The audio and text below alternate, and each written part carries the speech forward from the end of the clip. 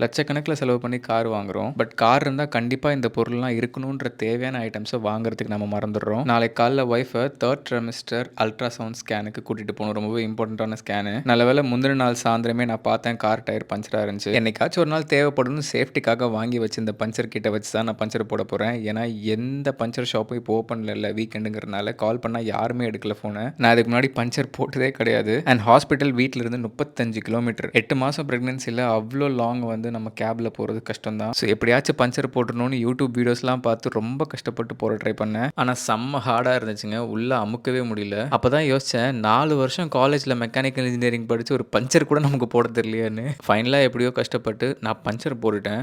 ஆனா கரெக்ட்டா போட்டிருக்கனான்னு பார்க்கறதுக்கு ஃபர்ஸ்ட் காத்தடிக்கணும். டயர் பிரஷர் 0லேருந்து 36 கொண்டு வரது ரொம்ப சிரமம். பட் என்கிட்ட ஆட்டோமேட்டிக் டயர் இன்ஃப்ளேட்டரும் இருக்கு. மேனுவல் டயர் இன்ஃப்ளேட்டர் இருக்கு. ஆட்டோமேட்டிக்கோட விலை காஸ்ட்லியா இருக்கு. ரூ. 2000 பக்கம் வருதுன்னு யோசிச்சீங்கன்னா இந்த மேனுவல் பம்ப் வேணா ட்ரை பண்ணுங்க. இதோட விலை வெறும் ரூ. 350 ரூ. 400 கிடைக்கும். அதுவும் இதுலயே உங்களுக்கு பிரஷர் கேஜ் வச்ச மாதிரியும் கிடைச்சிரும். ஸோ 5 நிமிஷம் மாங்குன்னு அமுக்கி 5% தான் ஏறி இருக்கு இந்த கேஜில். அண்ட் காரில் செக் பண்ண 6% காமிக்குது.